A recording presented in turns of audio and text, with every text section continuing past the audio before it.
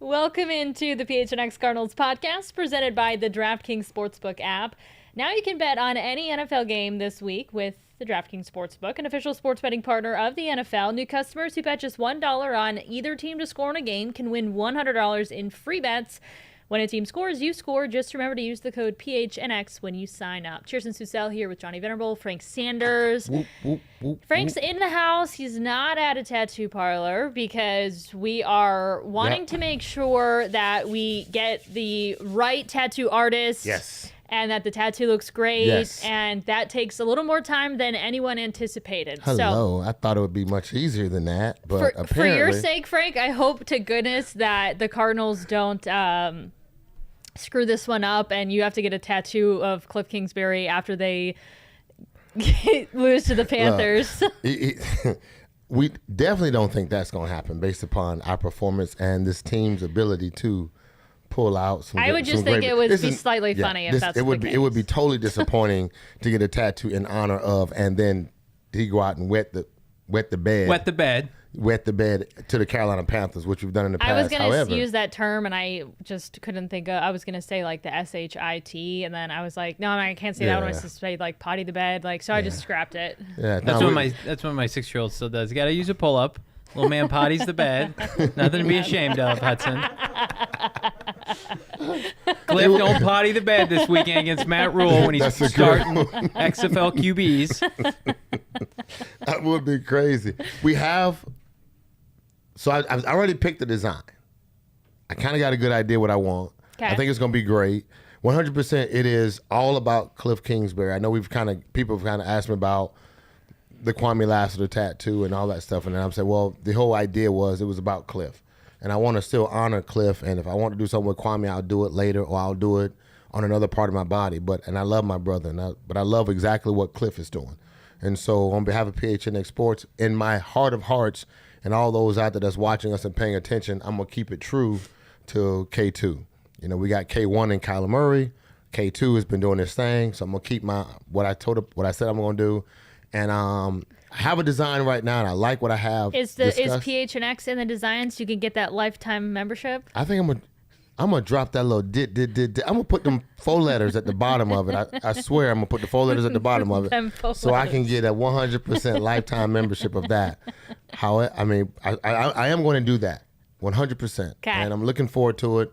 My artist is working on the design right now, and they're drawing it up. But in truth, I still feel like there might be somebody out there that might want to really do something special for Cliff, and I'm going to do it. I'm probably going to do it more where it's noticeable. Like this is my D's 5 here. For Dillard High School, 5 guys went to the same high school, went to the same college. That was like the Fab Five back in the days. But then in truth, I want to do something where you can see the Cliff, the K2 tattoo. I was going to do it on my ankle, and I feel like if you're going to get a tattoo on your body, it should be seen.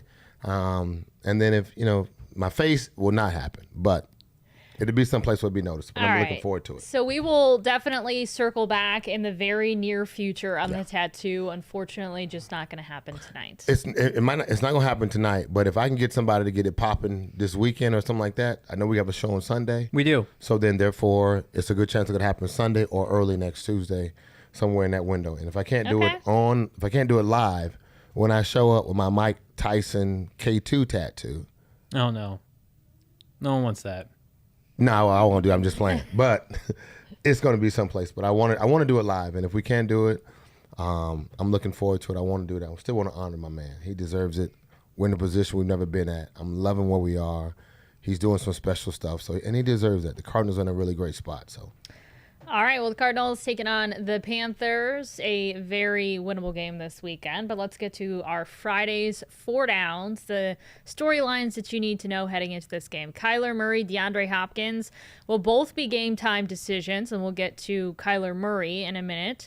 Panthers are without their starting quarterback, Sam Darnold. We'll get to that in a minute as well.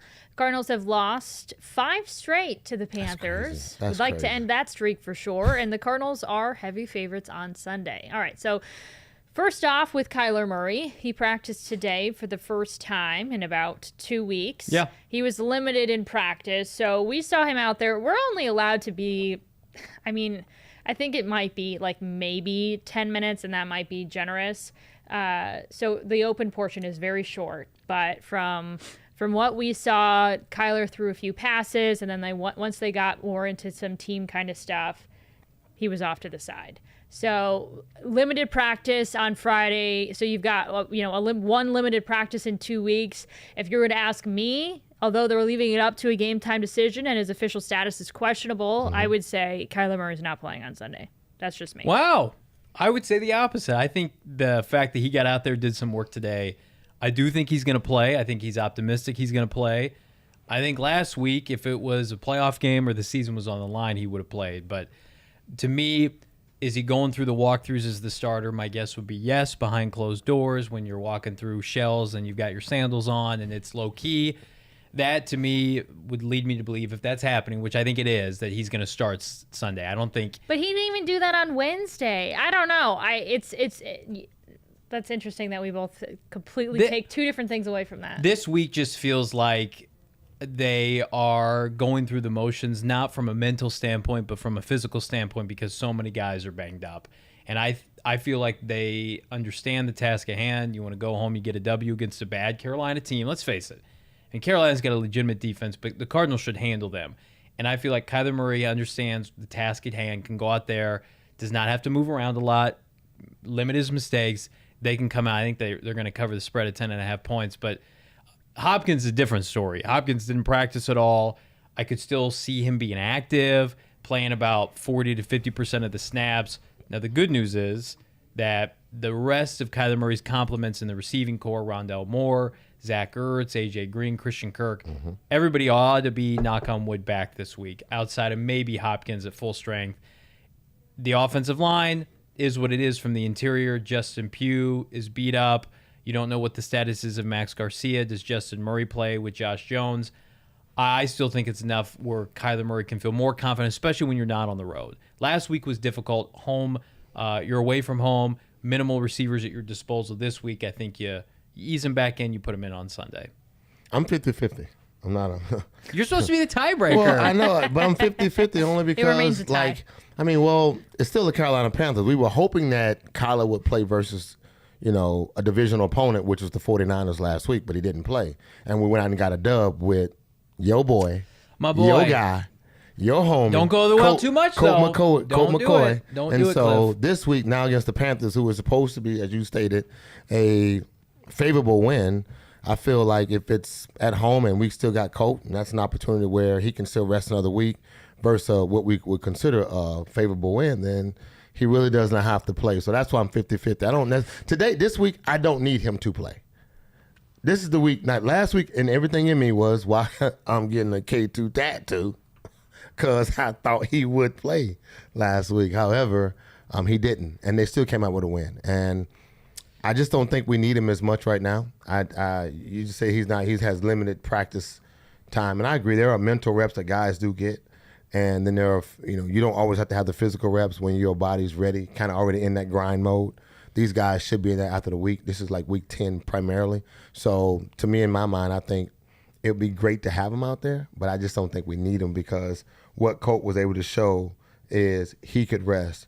I can do my job. Yeah. And I do it effectively. And then we still, as an offense, we all respond exactly the same. So I'll be happy with that. So too. Cliff said something today. He was asked if Kyler is, now that he's back out there today, if he's sort of chomping at the bit, to get back on the field. And Cliff, jokingly, but I think he was being serious at the same time, said, he's not very fun to be around right now. He really wants to be out there. Mm-hmm. And I think you could take two things away from that. It's like, okay, one, if he's frustrated, really wants to be out there, does he think that there's a good chance he's actually going to be out there on Sunday?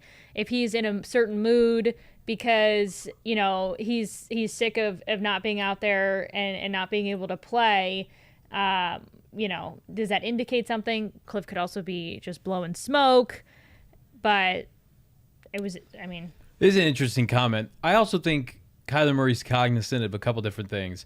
He had never missed a start up until this point. Prides himself on that. Didn't miss a start at the collegiate level, right? Is trying to garner generational wealth by the Cardinals post this season in becoming one of the highest paid quarterbacks in the NFL. And the best ability is availability, right? And I think he looks at other players. It's coincidentally Russell Wilson coming back from injury, but up until this point in his illustrious career had never missed an NFL start.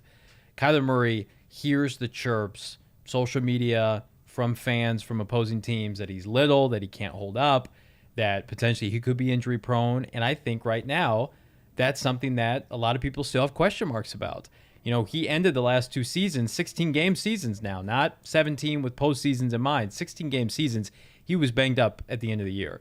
And now we're mid-season this year, and he's missing games. What quarter? We were just talking. What was it? 2 weeks ago now, where there was like 5 backup quarterbacks that like happened to all have like great games. But how many backup quarterbacks have gotten action this year? It's just a thing with quarterbacks. I guess, but when you talk, okay, so we put Kyler Murray in the upper echelon, top 5 to 7 quarterbacks in the NFL. Like Tom Brady doesn't miss games. Historically, Russell Wilson. I mean, the only reason Tom Brady is in a completely different league. Let's put him aside. Aaron Rodgers doesn't miss games outside of COVID-19. And I don't care. If Kyler Murray had COVID and missed a game, we wouldn't be harping on that. So, I mean, historically, Deshaun Watson does not miss time. Patrick Mahomes does not miss time. The quarterbacks that we compare him to are there, Josh Allen, every week. And we've graduated from, is he a top 8 to 12 to 15 quarterback now? If you're trying to get to a Super Bowl, you have to be available. And before they drafted him, I had concerns like everybody else. Could he hold up over 16, 17 games in the NFL? And the one thing you kept hearing Steve Keim say after they drafted him, he's never been hurt. He's never been hurt. And it's been great each of these first 2 years. I wasn't super concerned at the end of last year because we had a feeling not going to make the playoffs, do what's smart, don't jeopardize it long term. This is a championship team with aspirations of going to the Super Bowl. So I like the move to play it safe, but I'm also like, man, like this is mid-year 3 and they have a loaded team and he's banged up. Like what's year 5, 6, 7 going to look like? It just gives you hesitation. To be honest, if he misses 2 games and they go on to to play in the Super Bowl, win a title, make a deep playoff run, nobody's thinking about the 2 games mid-season that Kyler Murray missed. Yep, that's true. I agree with you 100%. All they would be talking about is that if something happened, the Cardinals have a great backup in Colt McCoy. Right. And that would be like the caveat to if we're chasing the rabbit that we really want to get to that goal of being in the playoffs, getting a chance to play for the NFC Championship, then moving toward the Super Bowl, all these great moments. If something happens, if Colt gets 2 wins under his belt, I tell you what, that's going to change a lot of the naysayers' conversation about the Cardinals because it will only prove that we do have an effective backup. So if we don't have Kyler, have you listened to the national media this week? Oh my goodness, right? The narrative has changed. Because look who we have behind us now, and it makes a difference now. It would be as if when Philly went on their run. Yeah, and they lost Wentz, and then Nick Foles came in. And that team was just so stacked otherwise. And the same. They were. That was a loaded team. It's the same thing here, though. He has a loaded team. Colt has a loaded team too. So it worked out. I think a point got made to me on Twitter. That's funny. Well, listen to the statement. He was like, "Yeah, that team was loaded. Like, forget Nick. That team was loaded." Yeah, they were. It's the same thing here. Would the Cardinals? I think things would be slightly different, and this is just my arrogance and my ignorance. But I think if the Cardinals were not 8-1 or 7-1, and they were 5-2 or 5-4, something like that, where they were firmly in the midst of like the Cardinals are going to the playoffs. It just depends on what seed and if they're going to win the division, hold off the Rams. If they were in the midst of like saving people's jobs, right? I think Kyler Murray would absolutely play this week, and he might have played last week. When you're in the thick of it, if it's off to a slow start, you're trying to get people off your back, right? If you're fending off San Francisco and Seattle, I think the fact that they bought themselves time, they'll never say this ever, but the fact that they're 8-1, they feel like, well, not only they feel like they can win games with Colt McCoy, they bought collateral. Like they can lose a game here or there. They could lose Sunday. We don't want to see it. That would be sickening, right? When we think about their playoff seedings, but it wouldn't be season ending. And so they bought themselves time, and they'll never say that, but it's the act of attrition. Can they keep Kyler Murray healthy? But if they were like under 500, I think Kyler Murray would be playing. Well, so I'm going to continue to play devil's advocate on your point of Kyler wanting to shake the can he stay healthy storyline. If the coaching staff is being ultra conservative with him just because of where they're at, the coaching staff and people behind the scenes, it doesn't matter what anybody says outside. I mean, it doesn't matter what fans or what we say. It matters what's going on internally. And so if they're very well aware that we're being extra conservative, he can play if we need him to play, but hey, we're looking at this in terms of a marathon, not a sprint. We need him, to be ready for, the back half of the season and for a playoff run. So therefore, we're going to be conservative with him.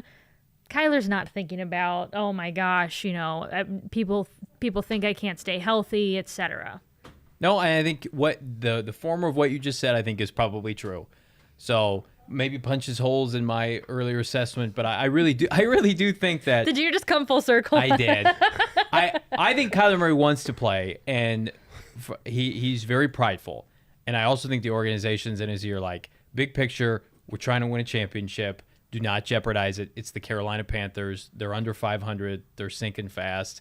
We'll play it by ear. I literally believe last week and this week is a play it by ear scenario with Kyler. All right, so the Panthers are going to be for sure without their starting quarterback and Sam Darnold. PJ Walker going to get the start. Hearing some rumblings that we may possibly see an appearance from Cam Newton.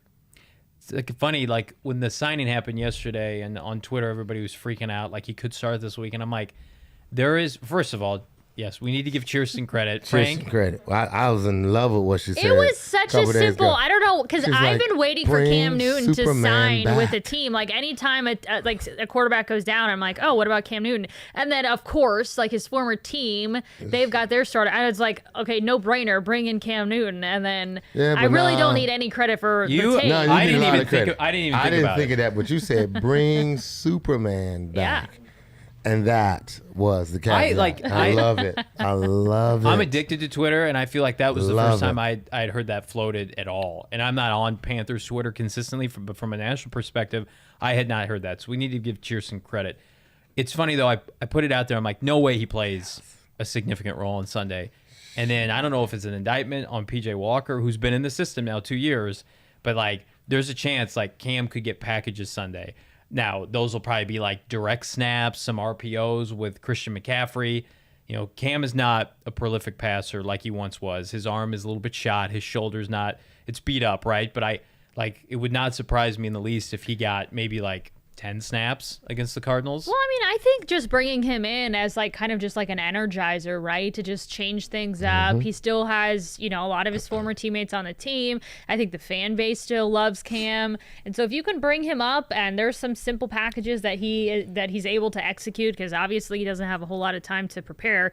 But, if you can bring him in and he can give you some different looks and maybe throw a wrench in what the Cardinals are trying to do defensively, then I wouldn't be surprised if we see it. To me, this is a desperate plea. I like it from Cam's standpoint because he got like $10 million from Carolina. Go get your money, Cam. This is one of these deals. You can't see it on Cam. I'll do it with this hand. Look over here to distract you. We're bringing back Cam to distract you from the fact that we butchered the quarterback position 2 consecutive off seasons. That did the Carolina Panthers. This same regime, Matt Rule and company, kicked Cam to the curb. They went out and signed Teddy Bridgewater. That was a disaster. So then this offseason, what they do, they traded a second and a third for Sam Darnold, who's been horrific. So they came crawling back to Cam this week and trying to get the fan base up. I don't think it's going to matter. I think they're going to top out maybe 6-7 wins.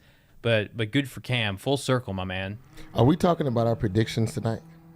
We can. Are we for the game? Discuss, yeah. Are we going to do that tonight? Yeah. Sure. Because I got it where it's. I think if he plays, it's going to change the narrative of any of my. I mean, I got a close game because I know he's on the team. Like I don't have it where it's like a blowout. I don't care what the Vegas says. I think Cam is a game changer. He is if the defense already plays at a high level, imagine what a mindset will change to the offense once they realize they got somebody that's a dog. That's 6'6", that comes in and hopefully that's next week. I agree with you. Well, I don't think it's going to be this weekend. I'm hoping the same, but I'm just saying these guys will rally around. I try. That was the point that I was making. And I agree with you. That's what I'm saying. I believe that the NFL is. I just trust you. If you bring your game, I might play a little harder. This is why they ask not to put bulletin board material up on the wall, because that little bit will make me play just that little bit more. Yeah. And if I come ready to play, ready, then that's going to cause a problem. Most guys don't come. They don't come ready to play. Did you see the guys clip play, but they don't come ready to play. Of Robbie Anderson like tearing into Sam Darnold on the sideline last week? I guess just missing him errant throws. I think to Frank's point, like the receivers in that group. Setup. Yeah, that's right. Get me somewhere else. They have Robbie Anderson. They've got DJ Moore. They've got Christian. They've got some real players. They got players. They do not respect Sam Darnold. I think they will gravitate toward Cam. And so when I say, when you go to the film and you watch, this is what we were talking about last week when we were talking about your boy OBJ and your dude, Baker. I'm like, look, when we go to the film, when we see this BS, and you're not talking about this BS he doing, not me, but he's doing, and you're the one's addressing that issue, I promise you that is a setup. You feel like it's a setup. You feel like it's a, but if you get a dude in there that just like, hey, guess what? I got you. What we running? Just tell me you're running a 5, you're running a 7. Okay, got it. Red 80. Red 80. Red 80. Psych. Jumps back, throw the ball, bam. And that's just momentum. And that's all. That is the narrative in the NFL, I swear. All you need is a little bit of a game changer emotionally and mentally that will make me do certain things that I wouldn't do for this dude. I'd do it for you, but I wouldn't do it for him. I come to work for you. I'm not working for him. I'd run my route harder for AJ or for D-Hop. Well, because I'm not doing it for Andy Sam Isabella. Darnold hasn't proved a damn thing in this league. But that's what Cam I'm Newton saying. is a And that's borderline all Hall of they Famer. need. So that is great.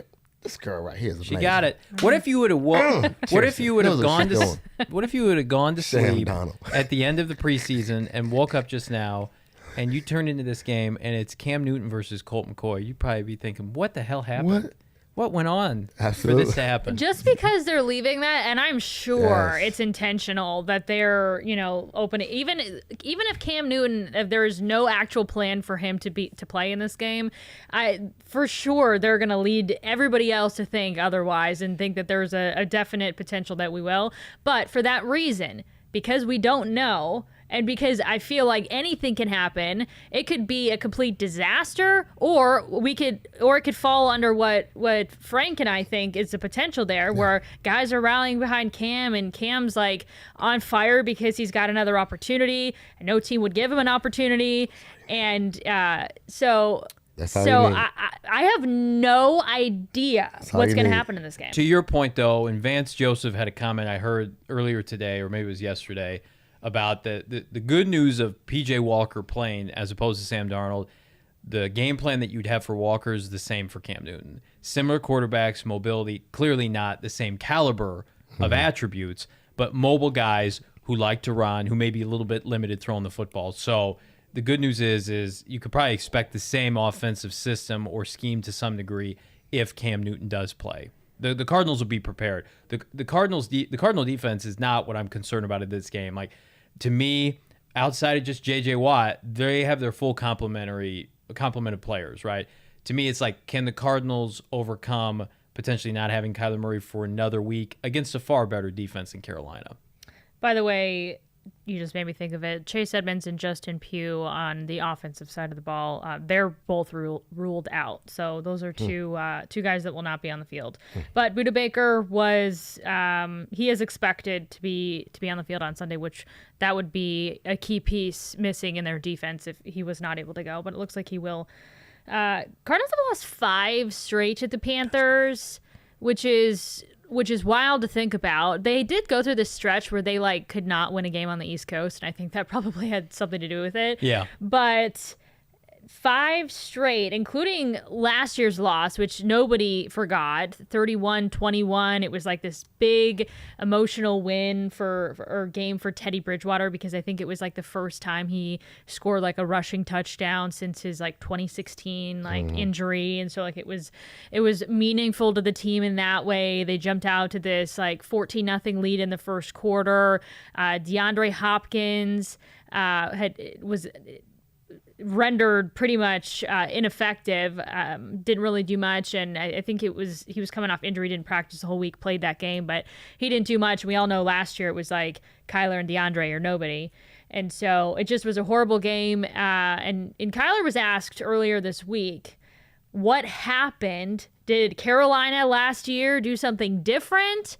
Or what happened? Here's what he had to say. Nah, we just got our ass beat. That was that. I mean, it was got off the bus with no juice, no energy, and it was that showed on the field. You know, it wasn't anything special that they did last year. We just, you know, they wanted it more, played harder than us, played more physical than us, and that was the story of that game. I can bet that that's not going to happen on Sunday. Hoping that I had to pause because it felt like that's exactly the gasp you have to take. Not knowing once you've lost 5 straight games to a team that you probably should have beaten in the last 5 times. Maybe 2 because they did have Cam. Yeah. So I get that. And they did have a tight end that they can throw the ball to. And they had a running game they can make happen. So in the last couple of years, I get it. Last year, no, they should not have lost, but they got kicked. And really bad. the 5-game losing streak goes back to like pre-Cliff and Right. Kyler and all that stuff. So Right. really the big loss was what happened last year. Right. And this team has to, the Cardinals have to continually, my man said it best, CK, they have to continually rise to their standard. They have to believe in themselves that whatever we're doing right now is not new if we just go out and keep playing. And no matter what the world says, no matter what the media says it's not here in Arizona, we just got to keep going out and play. So it will be a challenge mentally and emotionally without the idea that we have to do a get back game, but we just got to go out and just do what we do. And it should be a good game from that standpoint. The Cardinals are the better team, regardless if a Kyler Murray plays. They're at home. Again, we say this, like they have not put together really outside of the Houston game, and I don't even know if you count that given the state of the Houston Texans. Haven't played a real complete game at home this season in front of their fans. And to have this momentum, you need consistent momentum going into the Seattle game. The Seattle game in Seattle, division opponent. You want to put your stamp on this division. You need to have a positive trajectory. And I'm sure the thought process is, can we beat Carolina without some of our key guys to get them ready right before the bye to go all out at Seattle against now the return of Russell Wilson. So at the end of the day, Cliff Kingsbury is a better coach than Matt Rule. I like the quarterback, whomever Arizona starts. They've got the better offensive line. Just from a skill player standpoint, it's not particularly close. And for all this talk about Carolina's defense, Cardinals' defense is better in almost every statistical category. So it's a game you should win. I don't know about payback from year in and year out. Too many players change. Right, some of these guys weren't here. The Cardinals didn't have Marcus Golden at this point last year, so balling. Yeah, but they do have Hassan Reddick, that being Carolina. Yeah, and we talked about that earlier in the week. He's having a heck of a year, and so everybody wishes Hassan the best. Yes. I don't think there's any ill feelings from anyone here in Arizona towards him. I got it. What? Yeah, I want to know what y'all was talking about. Usually I got when we go one way, Frank goes the other way. Nah, man, this dude was I'm not talking about like right, let I'm me talking leave it about alone. like this Sunday. Like, do you like? I'm talking about in general. You got a problem with Hassan Reddick? I'll just leave it alone. I'll just keep it to myself. That's all. What did he do to you? He didn't do anything to me. It's the fact that the dude, again, we drafted a first-round draft pick, thought he was going to be amazing. He stunk the first couple of years. Not that it was his fault, because he wasn't It playing was right. not his fault. I agree, however. And then we get him, and then he's balls. They're like, now he's someplace else balling. I'm pissed. He was want him on balling my last year. but I want him on my team, damn it. Sorry, excuse me. But he's not here no more. And I feel like we got cheated from the guy we had a first-round draft pick. He was great in college for a year or two. He did his thing. He got here. He sucked. I know, And but your then issues with that coaching staff it bothers and not me. It bothers not me. him. It bothers me that. It bothers me how it bothers me. Watch this. It bothers me like it bothered me when Lomas Brown left and went to the Giants and won a Super Bowl.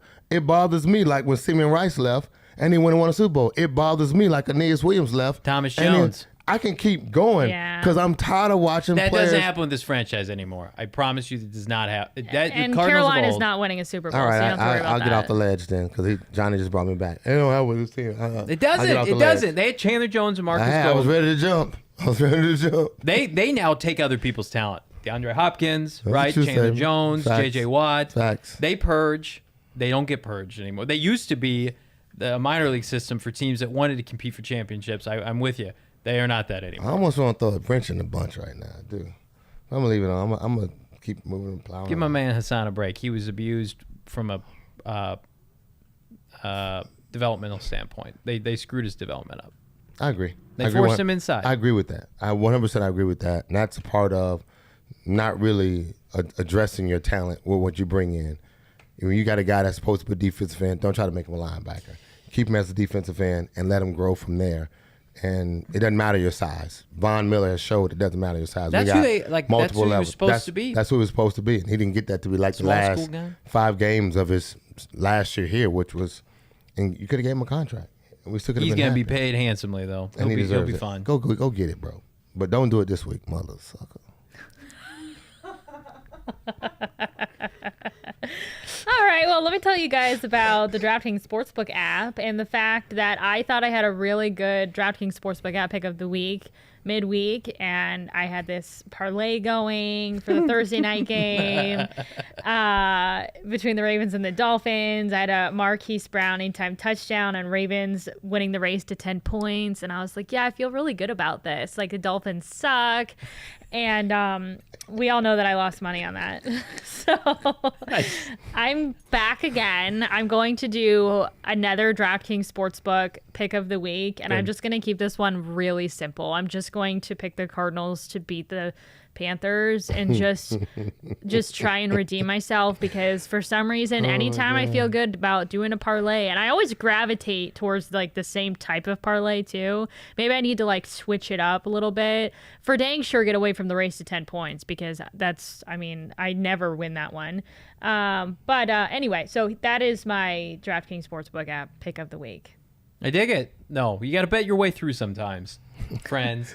You know, if you're missing, you just got to double and triple down and buy back in, and eventually the tide will change. So that's going to I feel like that'll happen for you this week. I certainly hope so. If you have not downloaded the DraftKings Sportsbook app yet, do so. Use the code PHNX if you bet $1 on a game and a team to score in that game. If they score, you win. You can get $100 in free bets with this promotion. But as always, it's 21 and over, Arizona only. Gambling problem? Call 1-800-NEXT-STEP.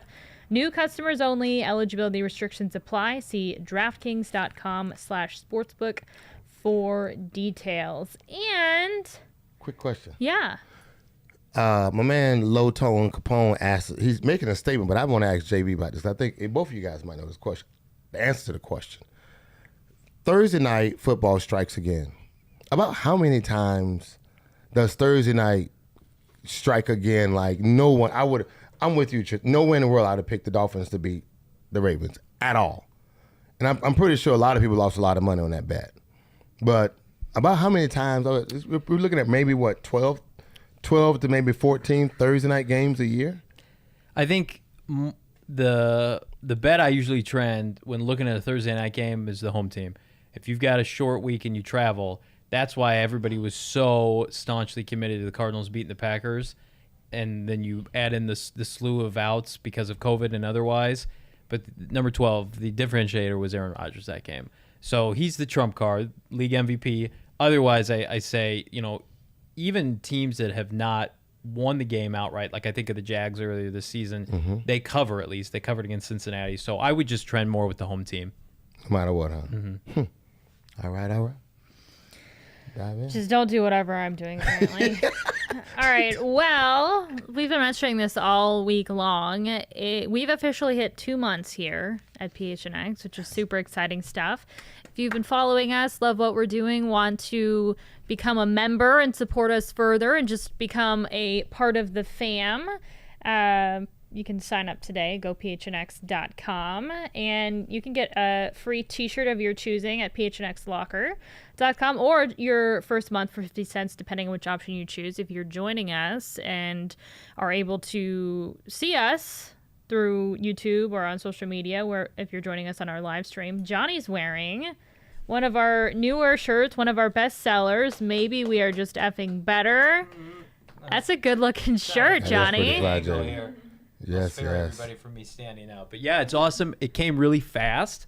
I ordered it maybe like a week and a half ago. Wow. So yeah, I'm loving my PHNX gear. I'm trying to get enough so I can go every day of the month. So I'm trying to accumulate 30 shirts, and I have like 7 or 10 right now. So yeah, I'm digging it. It's like super soft. You guys know this. Super soft material, not 100% cotton bullshit. This is the kind of stuff that you'd be proud not only to wear out with friends and family, but if you're going, downtown Scottsdale, downtown Phoenix, it's very, very sharp. And people pull a jacket over it or something. Yeah, a little cardigan maybe, feeling good. Absolutely. I'm rocking my PHNX. There you go. Oh yeah, and Frank's got one of our other ones. Yeah, man, just wanna. And Leah's wearing one. I'm gonna grab some of those the Suns ones. I like that. Since you mentioned the Suns one, we have a promotion for our members this week. Buy one get one Suns t-shirt. Really? Yeah. Buy one get one. Buy one get one, Frank. I bought the Devin Booker one. It came today. The He's on Fire one. It is. I cannot shoot a basketball to save my life, but even I look cool in PHNX Suns gear, friends. So pick them up today. Johnny Suave. That's right, my man. Low Tone Capone. That has to be one of the best avatar names imaginable. My guy right there, Low Tone. Low Tone Capone. Loving it. All right, let's talk about this Panthers defense. We've talked about how they're pretty legit, but Johnny, are you buying or selling on their defense? So you and I had an opportunity to connect earlier today, and I told Chierstin, Frank, I said, I think they're a little bit fraudulent. I like a lot of their players. They got Stephon Gilmore from New England. Their bookend pass rushers, Reddick and Burns, are legit. But I'm like, how good are they? Because I thought in my head, like, their offense is always putting them in bad positions, so they must be pretty good if they're holding up like this. And it's funny, the defensive coordinator that was with Matt Rule at Temple and Baylor is now with him at the NFL. So they've been step for step. That's part of the reason Hassan Reddick went there, and his name escapes me right now, but he could be a head coach in waiting. But when they face legitimate offenses this year, outside of a Week 2 victory at home against New Orleans, when they had allowed 7 points, and if you remember, that was like in the midst of like New Orleans not going home. They were living in hotels. The stadium wasn't available. Dallas put 36 points on them. At Dallas, right? So that was a road game. The Vikings put 34 points on them. Okay, the Giants put 25 points on them. So this defense is not susceptible to quality quarterback play. They have shined against the likes of the Atlanta Falcons. They've shined against the Houston Texans, the New York Jets. So to me, do they have good play? Are they a good defense? Absolutely. But are they like these world beaters, the second coming of like the 12th man in Seattle, the Legion of Boom? No. The great elixir for their defense, the great equalizer is elite playmakers and an elite offense, which the Cardinals have. So the Cardinals are the only team right now, I think, that have won all 5 road games by double digits. Now they play at home this week, but to me, this line is 10.5 because people think that the Cardinals can put up points against Carolina's defense. I think they're fine. Well, when you lay it out in terms of their schedule and how things have gone from game to game, and their best defensive performances have come against teams like the Jets and the Texans, and yeah, I see what you're saying. They probably get a little more credit than maybe they deserve, and certainly in a game like against the Cardinals, which have one of the top offenses in the league, and we'll get to more about their offense and the amount in which they've grown during the Cliff Kingsbury and Kyler Murray era. But I don't think that they're going to, cause problems for the Cardinals. They did not shut down the Rams like the Cardinals did. They did not shut down the Titans or the Browns in Cleveland. So, again, they're fine. They have quality personnel. And I also think we have to be careful, too. Sam Darnold was so turnover prone that he probably led to a lot of short fields for opposing offenses. I don't know what we're going to expect from this this Carolina offense this weekend. If they don't turn the ball over, that's already a win in their favor because Darnold was so bad. A really bad offense exposes a defense consistently. Like you go from maybe playing, if you're in the Rams, or you're with the Cardinals offense, you're in the Cardinals defense right now, there might be averaging maybe 77 snaps, between 70 and 80 snaps a game. You with a really, really bad offense, you're out there on the court, you're on the field 90 to 100 and something plays. That is exposing you to all kinds of, it exposes everybody. And like you said, shorter fields to deal with, things like that. So it just, and it kills you emotionally when you go out, run it, stop a team for 12 plays or a 14-play drive, and then your offense gets on the field, and then they go out and they 1, 2, 3 and out, they throw you back on the field. and Right. then you feel like you have to fight in this game by yourself. So I've been a product of that, so I know that. I used to walk off the field looking at our defensive players come on the field like, you motherfucker. They look at Jake, they look at our motherfuckers. It was bad. So, I mean, we had a really bad offense. So we were 3 and out a lot of times, and it was bad. Buddy Ryan's quote was, don't lose the game. The defense will win the game. Just don't make turnovers, and the defense will win the game because we'll get turnovers and we'll score. That was his mindset. So, but we were turning it over and they couldn't stop. We were turning over for touchdowns, pick sixes, pick set. It was bad. And that's what Carolina's been doing. Yeah. So a really bad offense will expose your defense, and you really can never really see how really good you can be because the box score never really matches. It just means you're getting a lot of reps, and unfortunately, that's just the way it is. So we all agree the Panthers are a crappy team. They've lost 5 of their last 6, and this should be a very, very, very winnable game. Although it could be a little bit interesting if we see Cam Newton on the 100% to be. I look. Frank's like openly rooting for Cam to play and play I'm well. sort of openly rooting for it because I think it's fun. Yeah, I think it will make the game. I don't want it to make the game. I want to walk away with a dub. But I'm not foolish to think that there are not other guys getting paid on the other side of the ball, on the other side of, on the other side of the field that's supposed to come up and go to work. And if the team comes to work, then it makes that much better for a game of competition. And in truth, I mean, if you want a 75-0 game, then that's what kind of fan you are. If you want a 25-24 game, that's what kind of fan you are. I'm the proponent of the 25-24. Because that means 2 teams brought players together and they showed up, and the best team won, and they grinded, and they went at each other, and it was the part of strategy between the coaches and having to make a decision on should we kick it, should we not kick it, should we use our timeout, should we not use our timeouts. I want that. That's in my mind. I'm thinking this makes for a better story. Yeah. And yet, as long as you come away with the dub. They come over with the dub, I'm okay with that. So we get the dub, I'm happy. No, the last thing that we want is in 2020, Teddy Bridgewater had this emotional, big, what do you call it? Not landmark, but I guess it would be a landmark kind of game. That was significant because it was like he was out there, had a great game, found the end zone after this horrific injury. 2021, Cam Newton floating around. Nobody wants to sign him. All of a sudden, midweek, Panthers sign him. He goes in, wins the game for the. Frank wants that. I'm convinced Frank wants that. I don't want it. I swear I don't want it. Carolina's offensive line is, by and large, one of the worst in the NFL. That's going to be the equalizer this week. If they had a people-moving offensive line, they're missing backups of backups. If the Cardinals get exposed this week by this Carolina team, with or without Kyler Murray, that is a detriment to their long-term success this season. Okay, it's not season ending by any stretch of the imagination, but when you're thinking about the margin for error when you're competing against the LA Rams, and we'll talk about the Rams and the aggressive moves they're making, can't be losing to Carolina at home. You just, Cam Newton or not, it just can't happen. All right, well, before we get into that, let's compare 2018 Cardinals, so Steve Wilkes, Josh Rosen leading the offense, to more vomiting. 2021, midway through the season. Take a look at some of these stats.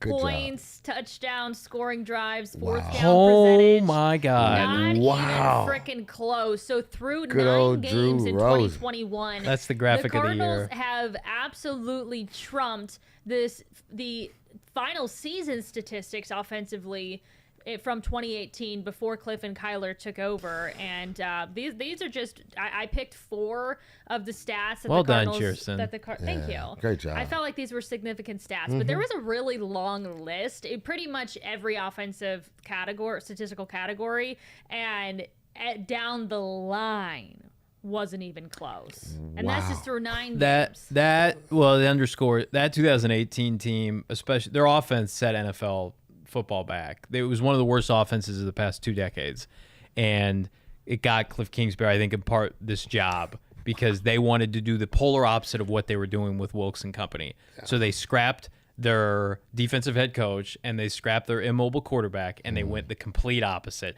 They got a hotshot collegiate offensive coach and they took a mobile quarterback first overall, and it's paid dividends. If I was Cliff Kingsbury, not that he won't need much proof after the season he's putting together, I would take that graphic to Michael Bidwell and I would say, I would like a new contract, sir, because look what I've done for your team. Look, it was a unicorn moment to even catch Cliff and to catch Kyle at that window, and to bring them both in and watch these guys grow and develop. I agree with you 100%. I would take that graphic, walk in the office and say, look, bro, that's what I'm doing. You see the work I'm putting in. Albert Breer had a good article he had an exclusive with Michael Bidwell this week for, I think, mmqb.com, SI, and basically the Jets. mmqb.com, SI. What are you talking about? Monday Morning Quarterback via Sports Illustrated. Okay. It's a lot of acronyms there. I apologize. If you're, That's all you had to say. Yes, my mistake. Basically, Michael Bidwell got Cliff on a plane right after he interviewed with the Jets, and he was on the phone with Cliff's agent saying, make sure he doesn't sign anything with the Jets, because the Cardinals and the Jets were going back and forth with Cliff, and really, we hate to admit this, the loser was going to end up with Adam Gase, because the Cardinals interviewed Adam Gase too during that 2018 offseason. Oh my so Lord. Michael Bidwell got him on the plane, and so glad. like Cliff and Michael hit it off, and Cliff texted his agent. He's like, I really like this owner much more, which is a great sense of character because the Jets ownership is a disaster, and that's what sealed the deals, Cliff and Michael's relationship that day. So I think we have to give Michael Bidwell a ton of credit for how he handled that whole process in conjunction with Steve Keim. And I mean, it's had some ups and downs, but it has been a beautiful marriage that we've seen come to fruition this season. You only got one season, and after that it's the next season. But when I say that, I don't like to take that for granted, because it's hard to put together a team. It's really, really hard to let the guys mature and come into a place where they actually can perform. You know, it's not just playing, but it's performing. You pay guys to perform, and that's a situation where you have to find that good chemistry and conversation. I think when I was at Auburn, we had lost my freshman and sophomore year. We was 5-1 and 5-6, and we were going on probation. And Pat Dye, we were losing Pat Dye, but they brought in Terry Bowden, who had been scoring 50-something points at Sanford, which is D2. And then they was like, and he wasn't a man of great stature, but they brought him in, but his name was of great stature because he's a Bowden. He's scoring 50-plus points. He comes in, and he's literally just saying, it's about attitude. It's attitude. It's attitude. That's all he talked the whole. It's going to take great attitude to believe that you can still win. Attitude, attitude, attitude. And that one word stood out so much through our 11-0 football season, because it was all about attitude. We was on probation. We couldn't go anywhere. We couldn't do anything, but it was all that one thing. And when we talked to Christian Kirk, and he talked about, that's what I wanted to ask. That's what I really wanted to ask that question was, what is really being said to you guys that's making you guys perform? Because no one else believes you guys are this good. But you guys are performing at a level that's like stupid numbers, and you're not getting the credit for it, but you're still performing. And I think that is something to watch this team. That's why I said, let's not pass this moment by with a bunch of like, this is what we should be doing. Stop. This is the Cardinals. We have not done this, and we're doing something special right now. And as you just stated, kudos to Mike for the stuff that happens behind the scenes that you really don't know about, and the little things that make a difference in creating a franchise, and it's happening. Most people hated one or both of the moves. If you supported Kyler, you probably didn't support Cliff. I liked the Cliff Kingsbury move immediately. I did not want them to pivot off Josh Rosen. It's nothing against Kyler. I just thought that was a complete waste, because you were going to trade Josh Rosen for 30 cents on the dollar. There were very few people within the NFL landscape, the media, that thought both moves would work and work as well as they have. And a lot of people have been proven wrong. I didn't think that. I 100% didn't think that. Both would work. I didn't think both would work at all. I gave him a short term. I didn't think the players would buy into him. I didn't think they was going to relinquish all the power to him like they did. I didn't think the coaches that they had brought in, and just respectfully, they brought in coaches that had time and tenure between an OC or offensive coordinator and a They were very fortunate coach to get Kugler and Vance Joseph. And I just did not think they would be like, and typically nepotism in the NFL and the coaching rank is why Bruce Arians took all 75 of his coaches to Tampa Bay. They got the oldest and the most coaches. They got the gang back together. Right. They got the whole. So that to me is something where you just don't see that. And we have a new coach coming from a college program to come in and to watch what these guys are kind of develop. And I think that's pretty special. Really, really, really special. And Chierstin, you and I have talked about it this week, like the stark difference in how Cliff was treated between he and Matt Rule. Matt Rule, who had a ton of success at the collegiate level, Baylor, the Carolina Panthers had to court him away. He's getting paid like $8.5 million this year. Way more than a Cliff is making about $5 and a half, Yep. and this is in his third year. I just think we just have to be careful when we anoint guys from the media standpoint, casual fan, because you really don't know. And the people that push back and say, well, Cliff Kingsbury has Kyler Murray. Well, Cliff Kingsbury is a big reason why Kyler Murray's here, number one. And Matt Rule had his choice of a lot of NFL jobs and chose Carolina. So this quarterback issue that they have, the offensive issue that they have, is largely on him. So I hate when people make that excuse about Cliff Kingsbury, and that's why I'm so glad he was able to show off his offense last week, sans Kyler Murray, and just shove it down San Francisco's throat.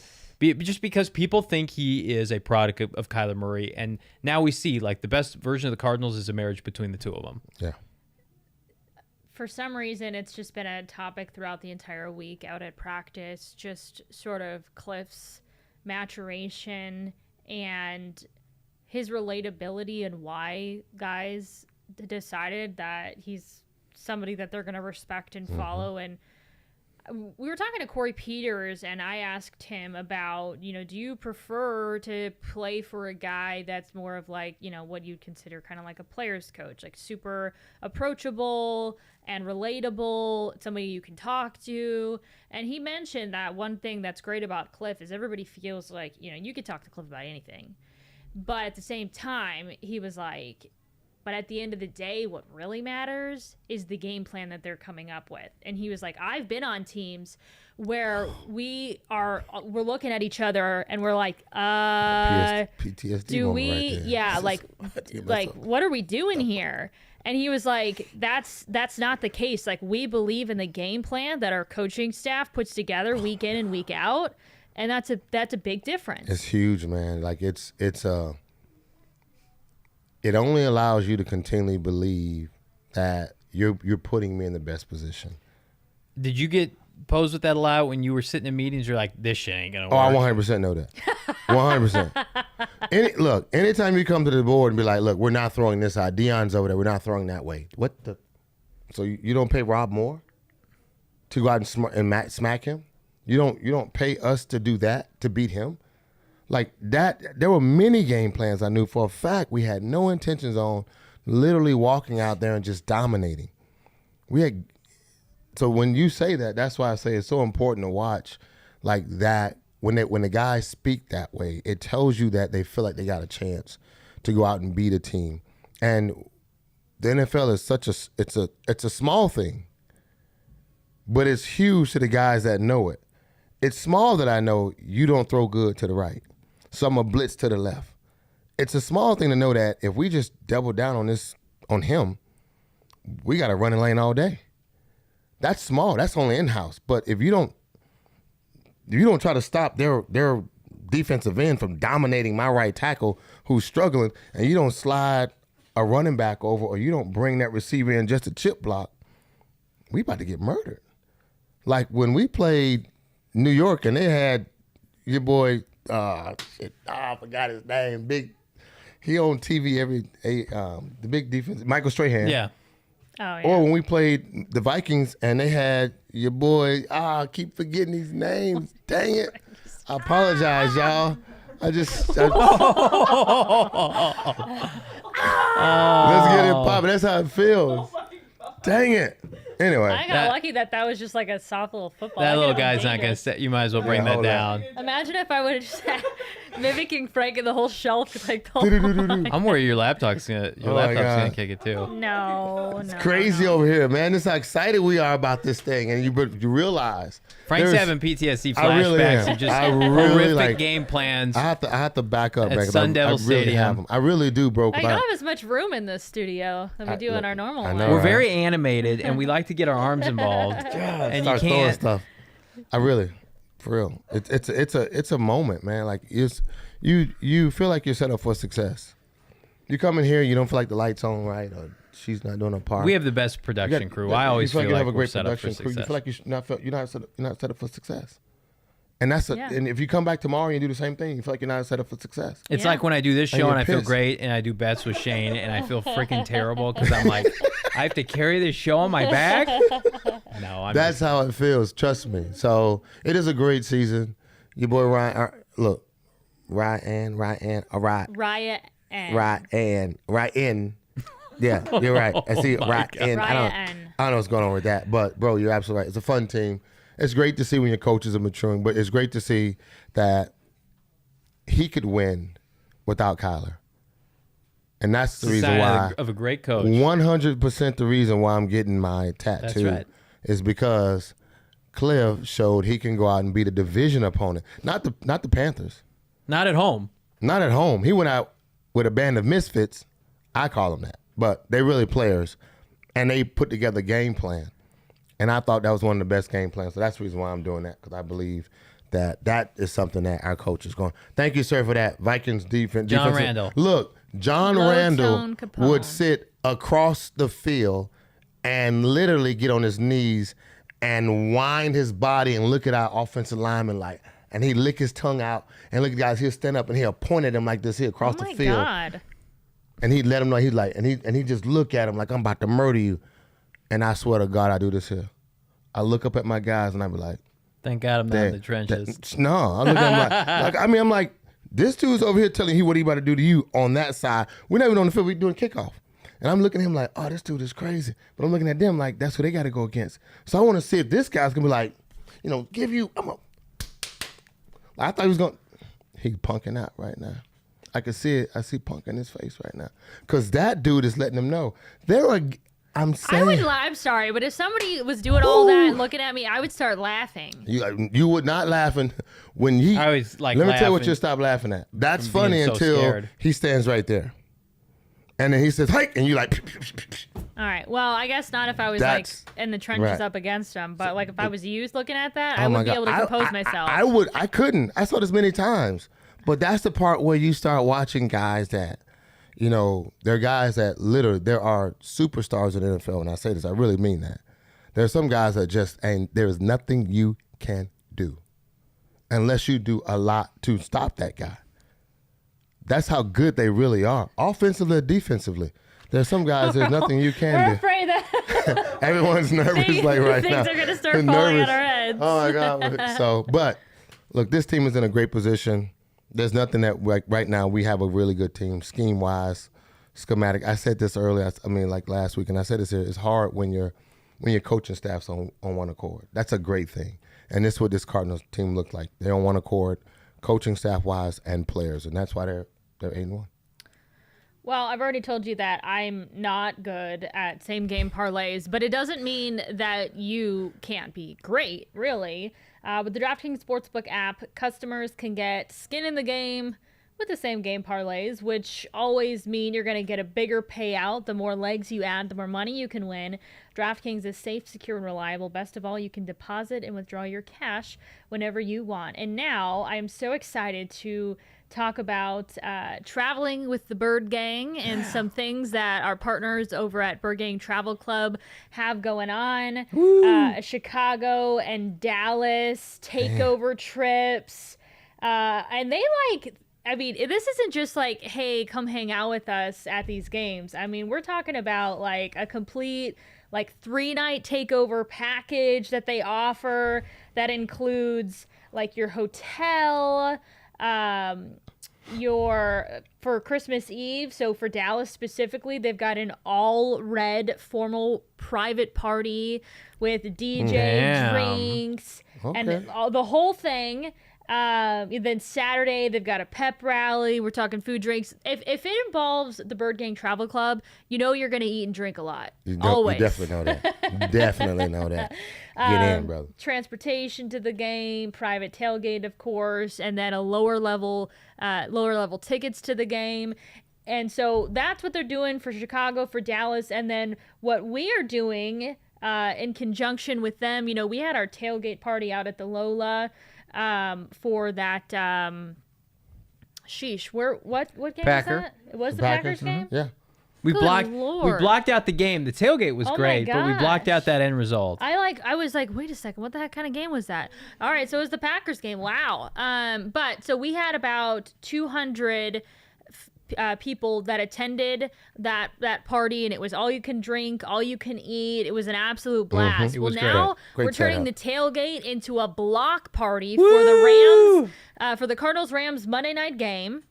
And like we're expecting closer to 500 people. Yes. We're going big for this event. Tickets on sale Monday. The block party, yeah, tickets going on sale Monday. BirdGangTravelClub.com. This is going to be an absolute blast. This is one of these they things. rock. I'm putting a countdown to this event. Look, I'm excited about it. I know these guys, like my man said, birds of a feather drink together.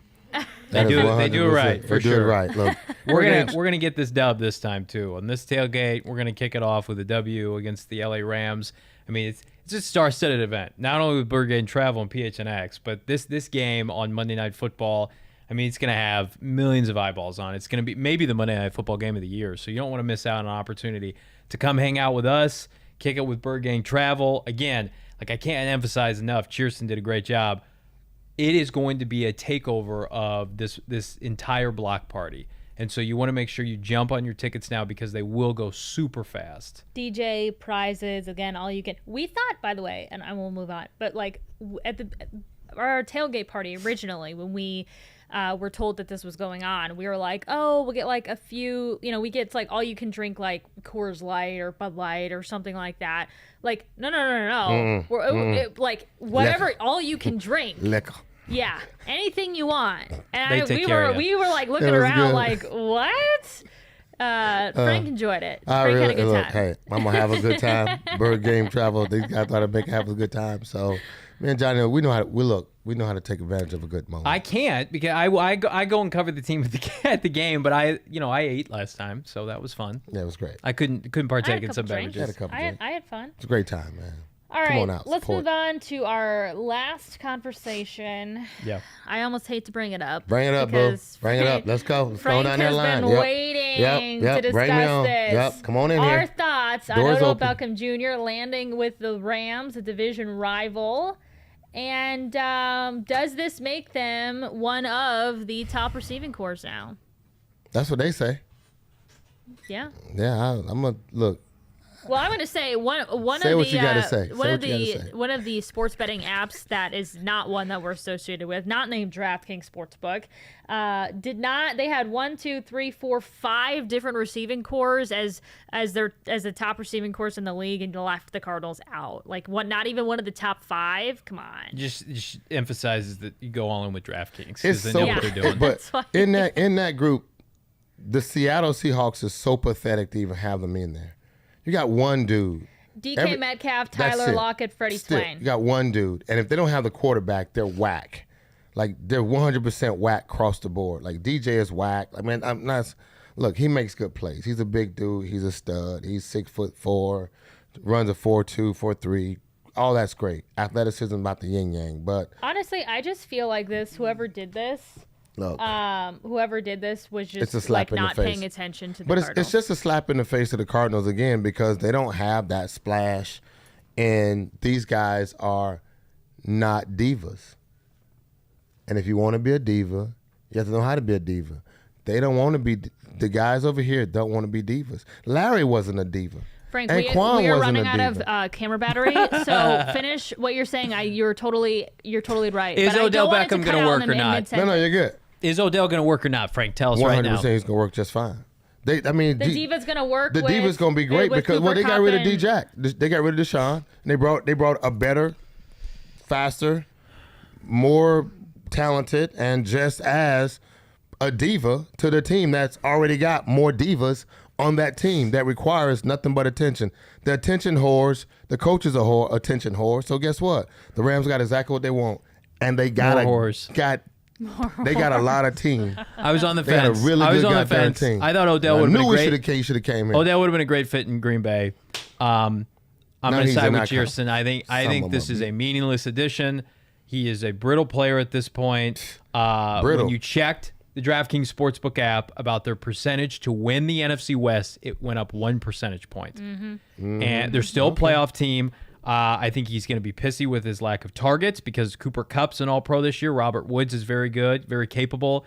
I think if he would have had his best interest in mind, he would have gone to the Packers where he would have been the clear number 2 outside to Devontae Adams. The Cardinals have already beaten Odell Beckham once this year. Why not beat him a couple more times? I will say he landed in a good spot with a good offense. Great and, spot. Great like coach, a great team. great-minded. So I think he's in a good spot in terms of that. But I just don't think he's the same player that In the 9 games, I will submit to you guys, he'll finish up with 60 catches and about 8 touchdowns. He'll finish up in the next 9 games. I saw Matthew Stafford skipping balls on Monday Night Football. I'm not concerned I'm about telling that. you, he'll finish up with about 60 and catches and about 8 touchdowns in the next 9 games. We're holding you to it, Frank. Yep. Our camera's going to die, so we're going to end it on here. We'll see you at our tailgate show before the game and our postgame show after the game on Sunday against the Panthers. And have a good weekend.